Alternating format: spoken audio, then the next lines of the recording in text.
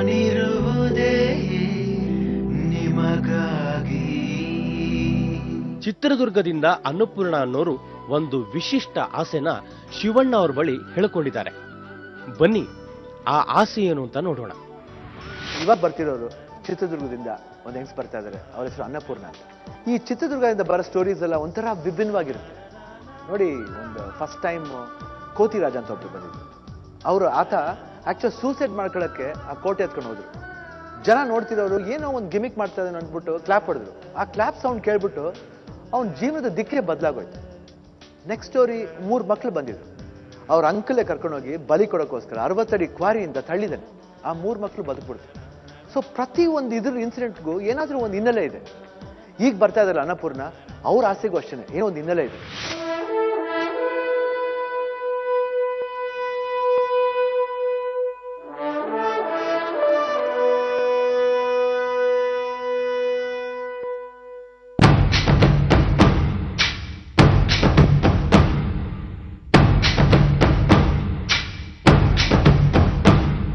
ನನ್ನ ಹೆಸರು ಅನ್ನಪೂರ್ಣ ಅಂತ. ನಾನು ಸುಮಾರು 8-9 ವರ್ಷದಲ್ಲಿರುವಾಗ ಚಿತ್ರದುರ್ಗದ ಕೋಟೆ ಕಡೆ ಜನ ಎಲ್ಲ ಹೋಗ್ತಾ ಇದ್ರು. ಸೊ ಅವಾಗ ನಾನು ನಮ್ಮ ತಂದೆಯವ್ರನ್ನ ಕೇಳಿದೆ, ಯಾಕೆ ಜನ ಎಲ್ಲ ಈ ಥರ ಹೋಗ್ತಾ ಇದ್ದಾರೆ ಅಂತ. ಅವ್ರು ಹೇಳಿದ್ರು, ವಿಷ್ಣುವರ್ಧನ್ ಅವ್ರದ್ದು ಚಲನಚಿತ್ರದ ಶೂಟಿಂಗ್ ನಡೀತಾ ಇದೆ, ಅದು ಒನಕೆ ಓಬವ್ವನ ಬಗ್ಗೆ ಎಲ್ಲ ಇದೆ ಅಂತ ಹೇಳಿದ್ರು. ಆಮೇಲೆ ನನಗೂ ಕುತೂಹಲ ಬಂತು ಶೂಟಿಂಗ್ ನೋಡಬೇಕು ಅಂತ. ಸೊ ಜಯಂತಿ ಅವ್ರದ್ದು ಓಬವ್ವನ ಪಾತ್ರ ನಡೆಯುವಾಗ ನಮ್ಮ ತಂದೆ ಹೇಳಿದ್ರು, ನೋಡು ನಿಮ್ಮ ಓಬಜ್ಜಿ ಬಂದರು ಅಂತೇಳಿ. ಆಗ ನಾನು ಕೇಳಿದೆ, ಓಬಜ್ಜಿ ಅಂದರೆ ಯಾರು ಅಂತ. ಆಗ ನಮ್ಮ ತಂದೆ ಹೇಳಿದ್ರು, ಅವ್ರು ನಿನ್ಗೆ ಅಜ್ಜಿ ಆಗಬೇಕು, ಅವ್ರು ಈ ಥರ ಎಲ್ಲ ಸಾಹಸ ಎಲ್ಲ ಮಾಡಿದ್ರು ಅಂತ. ಅವ್ರ ಪೂರ್ತಿ ಕಥೆನ ನನಗೆ ಹೇಳಿದ್ರು.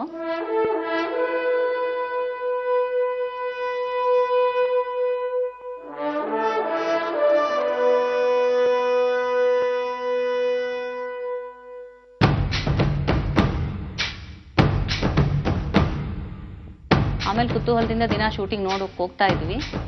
ಆಮೇಲೆ ಫಿಲಮ್ ಬಿಡುಗಡೆ ಆದ್ಮೇಲೆ ನಾವು ಎಲ್ಲ ವಂಶಸ್ಥರು ಹೋಗ್ಬಿಟ್ಟು ಫಿಲಮ್ನ ನೋಡಿದ್ವಿ.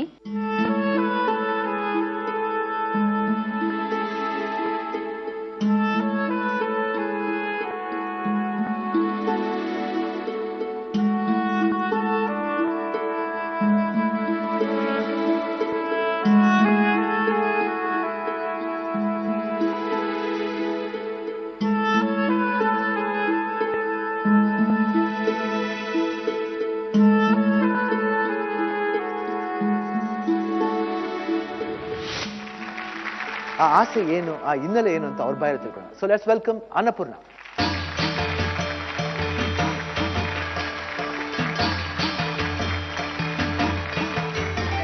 ನನ್ನ ಹೆಸರು ಅನ್ನಪೂರ್ಣ ಅಂತ ಹೇಳ್ಬಿಟ್ಟು ನಾನು ಚಿತ್ರದುರ್ಗದಿಂದ ಬರ್ತಾ ಇದ್ದೀನಿ.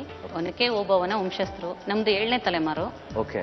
ನನ್ನ ಜೊತೆಗೆ ನಮ್ಮ ತಾಯಿ, ನಮ್ಮ ಅಣ್ಣ ಆಗ್ಬೇಕು, ಅವರು ಮಾವ, ಮಗಳು, ತಂಗಿ ಮಗ ಎಲ್ಲ ಬಂದಿದ್ದೀವಿ. ಓಕೆ, ನಮಸ್ಕಾರ. ಎಲ್ಲರೂ ನಮಸ್ಕಾರ. ಒನಕೆ ಓಬವ್ವ ವಂಶಸ್ಥರು ಅಂದ್ರೆ ಹೆಂಗೆ? ಅವರ ಮಗನ ಮಕ್ಕಳು, ಒನಕೆ ಓಬವ್ವನ ವಂಶದಲ್ಲಿ ಅವ್ರ ಮಗ ಇದ್ರಲ್ಲ, ಹಂಗೆ ಅವ್ರ ಮಗ ಆ ಥರ ವಂಶ ಬೆಳೆದಿರೋದು. ಆಮೇಲೆ ನಾನು ಚಿಕ್ಕವಳಿದ್ದಾಗ 6-7 ವರ್ಷಗಳಿದ್ದಾಗ ನಾಗರಾವು ಶೂಟಿಂಗ್ ನಡೀತಾ ಇತ್ತು. ಸೊ ನಮ್ಮ ತಂದೆಯವ್ರನ್ನ ಕೇಳಿದೆ, ಯಾಕೆ ಜನ ಎಲ್ಲ ಇಷ್ಟು ಹೋಗ್ತಾ ಇದ್ದಾರೆ ಅಂತ. ಅವ್ರು ಹೇಳಿದ್ರು, ಇಲ್ಲಿ ನಾಗರಾವು ಶೂಟಿಂಗ್ ನಡೀತಾ ಇದೆ, ಅದರಲ್ಲಿ ಒನಕೆ ಓಬವ್ವನ ಪಾತ್ರ ಕೂಡ ಇದೆ ಅಂತ. ಸೊ ಅವತ್ತು ನಮ್ಮ ತಂದೆ ಶೂಟಿಂಗ್ ಕರ್ಕೊಂಡು ಹೋಗಿದ್ರು.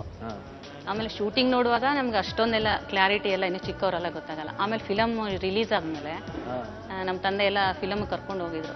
ಆಗ ನಾನು ಜಯಂತಿ ಅಮ್ಮವ್ರನ್ನ ಪಾತ್ರದಲ್ಲಿ ನೋಡಿದೆ. ತುಂಬಾ ಚೆನ್ನಾಗಿ ಮಾಡಿದ್ದಾರೆ. ಅವ್ರನ್ನ ಪಾತ್ರದಲ್ಲಿ ನೋಡಿದ್ಮೇಲೆ ಓಬವ್ವ ಅಂದ್ರೆ ಹೀಗೆ ಇದ್ರು ಅನ್ನೋ ಒಂದು ಸ್ಪಷ್ಟ ಕಲ್ಪನೆ ನನ್ನ ಮನಸ್ಸಲ್ಲಿ ಬಂತು. ಒನಕೆ ಓಬವ್ವ ಇದಂದ್ರೆ ನಮಗೂ ಗೊತ್ತಿಲ್ಲ. ನಾವು ಸಿನಿಮಾದಲ್ಲಿ ನೋಡಿ ಒನಕೆ ಓಬವ್ವ ಹಿಂಗಿದ್ರು, ನಮಗೂ ಒಂದು ಇದಾಗಿದೆ. ಓಕೆ, ಜಯಂತಿ ಅಮ್ಮನ ಪಾತ್ರ ನಾವು ನೋಡಿದ್ದೀವಿ. ಆ ಸಿನಿಮಾ ನಾವು ಐ ಥಿಂಕ್ ಒಂದು ಮೋರ್ ದೆನ್ 10 times ನೋಡಿದ್ದೀನಿ ಆ ಪಿಕ್ಚರ್, ನಾಗರಾವ್ ಪಿಕ್ಚರ್. ಯಾಕಂದ್ರೆ ಭಾಳ ಇಷ್ಟ ಆಗಿತ್ತು. ಅದ್ರಲ್ಲಿ ವಿಷ್ಣುವರ್ಧನ್ ಫಸ್ಟ್ ಫಿಲ್ಮ್ ಅದು ತುಂಬ ಚೆನ್ನಾಗಿ ಮಾಡಿದ್ರು ಆ ಪಿಕ್ಚರ್ನಲ್ಲಿ. ನಮಗೂ ತುಂಬ ಇಷ್ಟ ಆಯ್ತು ಆ ಪಿಕ್ಚರ್. ಆಮೇಲೆ ಬೇರೆ ನಿಮ್ಮ ಫ್ಯಾಮಿಲಿಲಿ ಯಾರ್ಯಾರಿದ್ದೀರಮ್ಮ? ನಿಮ್ಮ ತಂದೆ? ನಮ್ಮ ತಂದೆ ಈಗಿಲ್ಲ, ಸಾರಿ. ನಾವು ಓಬವ್ವಂಗೆ ಅಂತಾನೆ ಒಂದು ದೇವಸ್ಥಾನ ಕಟ್ಟಿದ್ದಾರೆ ನಮ್ಮ ತಂದೆ ದುರ್ಗದಲ್ಲಿ. ನಿಮ್ಗೆ ಹೆಂಗ್ ಗೊತ್ತಾಯ್ತು ನಿಮ್ ವಂಶಸ್ಥರು ಅಂತ?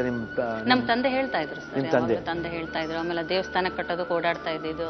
ಅವಾಗ ನಮ್ ಕತೆಗಳೆಲ್ಲ ಹೇಳ್ತಾ ಇದ್ರು ಏನ್ ಮಾಡಿದ್ರು. ಆಮೇಲೆ ಚಿತ್ರದುರ್ಗದಲ್ಲೇ ನಾವ್ ಇದ್ದಿದ್ರಿಂದ ಆ ಬೆಟ್ಟ, ಬತೇರಿ, ಕೊಳೆಗಳು ಅದನ್ನೆಲ್ಲ ತೋರಿಸ್ಬಿಟ್ಟು ನಿಂತಿಂತ ಜಾಗ ಒನಕೆ ಓಬವ್ವನ ಕಿಂಡಿ ಮೇನ್ ಅದೆಲ್ಲ ತೋರಿಸ್ತಾ ಇದ್ರು, ಅದೆಲ್ಲ ಗೊತ್ತಿದೆ. ಇದು ನಮ್ಮ ಚಿತ್ರದುರ್ಗ ಜನಗಳು ಗೊತ್ತಮ್ಮ ಈ ತರ ನೀವು ಹೌದೌದು ಗೊತ್ತಿದೆ, ಗುರುತಿಸ್ತಾರೆ ಈ ತರ ಗುರುತಿಸ್ತಾರೆ. ತುಂಬಾ ಜನ ಇದೀವಿ ನಾವು ಅವ್ರ ವಂಶದಲ್ಲಿ, ಬೇರೆ ಬೇರೆ ಹಳ್ಳಿಲೆಲ್ಲ ಇದ್ದಾರೆ.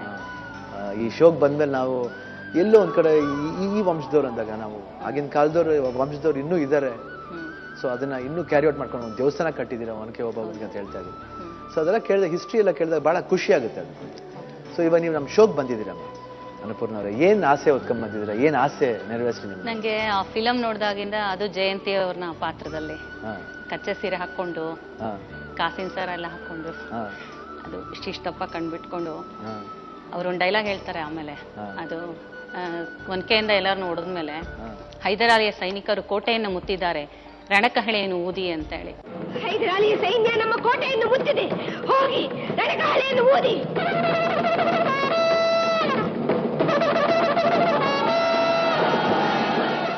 ಅದು ತುಂಬಾ ಚೆನ್ನಾಗಿ ಮಾಡಿದ್ದಾರೆ. ಸೊ ನಂಗೆ ಆ ಪಾತ್ರದಲ್ಲಿ ಅವ್ರು ಮಾಡಿರೋದ್ರಿಂದ ಅವ್ರನ್ನ ನೋಡ್ಬೇಕು ಅನ್ನೋ ಆಸೆ ಇದೆ. ಅದನ್ನ ನೀವು ಜೀ ಕನ್ನಡ ಏನ್ ಮಾಡ್ಬೇಕು, ಏನ್ ನೋಡ್ಬಿಟ್ಟು ಏನ್ ಮಾಡ್ತೀರಾ? ನೋಡ್ಬಿಟ್ಟು ಅವರಿಗೆ ತವ್ರ ಮನೆದ ಒಂದು ಬಾಗಿನ ಕೊಡ್ಬೇಕು ಅಂತ ಹೇಳಿ ಆಸೆ ಇದೆ ನಂಗೆ. ತವ್ರ ಮನೆಗೆ ಬಾಗಿನ ಕೊಡ್ಬೇಕು ಅಂತ ಆಸೆ, ಯಾಕೆ ಅವ್ರ ವಂಶದವ್ರಲ್ವಾ, ಈಗ ಅಜ್ಜಿನೇ ನೋಡಕ್ ನಮ್ಗೆ ಆಗಲ್ಲ. ಸೊ ಅಟ್ಲೀಸ್ಟ್ ಆ ಪಾತ್ರ ಮಾಡಿದ್ದಾರೆ, ಆಮೇಲೆ ತುಂಬಾ ಚೆನ್ನಾಗಿ ಎಫೆಕ್ಟಿವ್ ಆಗಿದೆ. ಈಗಲೂ ನಮ್ಗೆ ಹಾಡ್ ನೋಡ್ತಾ ಇದ್ರೆ ಮಕ್ಕಳನ್ನೆಲ್ಲ ಕರಿತೀವಿ, ಟಿವಿಲಿ ಹಾಡ್ ಬಂತು ಬರ್ರಿ ಅಂತ ಹೇಳಿ. ಓಕೆ ಓಕೆ ಓಕೆ ಒನಕೆ ಓಬವ್ವನ್ನ ನೋಡ್ಬೇಕು ಅಂತ ಆಸೆ ನಮ್ಗೆ. ನೋಡಿ ಇವಾಗ ಎಲ್ಲರೂ ಬರ್ತಾರೆ ಶೋಗೆ, ಏನ್ ಹೇಳಿದ್ರು ಶಿವಣ್ಣ ಮಾಡ್ಬಿಡ್ತಾರೆ, ಒಂದು ಇದಿದೆ. ಯಾಕಂದ್ರೆ ಇದು ತುಂಬಾ ಈಸಿ ಆಗೋಯ್ತು. ಓಕೆ ಆಸೆ ನೆರವೇರಿಸ್ಬಿಡ್ತೇನೆ ಅಂತ ನಾವೊಂದು ಡಿಮ್ಯಾಂಡ್ ಇಡ್ತೀವಮ್ಮ ನಿಮ್ಮ ಹತ್ರ. ಒಂದು ಹೇಳ್ತೀನಿ ನಿಮ್ಗೆ, ಜಯಂತಿ ಅವರ ನೋಡ್ಬೇಕಂತ. ಜಯಂತಿ ಅವರು ಸಿನಿಮಾ ಇಂಡಸ್ಟ್ರಿಲಿ ಬಂದು ಎಷ್ಟು ಸಿನಿಮಾ ಮಾಡಿದಾರಮ್ಮ? ಸುಮಾರು ಮಾಡಿದಾರೆ ಸರ್, ಇಷ್ಟೇ ಹೇಳಿ, ಲೆಕ್ಕ ಹೇಳಿ. ಎಲ್ಲ ನಾವು ಈಸಿಯಾಗಿ ನೆರವೇರಿಸ್ಬಿಡ್ತೀವಿ. ಅಟ್ಲೀಸ್ಟ್ ಇದೊಂದು ಆಸೆ ನಮಗೂ ಒಂದು ಡಿಮ್ಯಾಂಡ್ ಇದೆ. ಈ ಡಿಮ್ಯಾಂಡ್ ನೀವು ಹೇಳಿ, ನಾವು ಖಂಡಿತ ಜಯಂತಿ ಅವ್ರನ್ನ ಕರೆಸ್ತೀವಿ. ಹೇಳಿ, ನೀವು ಹೇಳಿ. ಅದುವರೆಗೂ ಅಲ್ಲಿವರೆಗೂ ನಾನು ಅವ್ರನ್ನ ಕರ್ಸಕ್ ನಾ ಪ್ರಯತ್ನ ಪಡಲ್ಲ. ನೀವೆಲ್ಲ ಹೇಳಿ, ಆ ಡಿಮ್ಯಾಂಡ್ ಅಲ್ಲಿವರೆಗೂ ನಾ ಕರೆಸಲ್ಲ.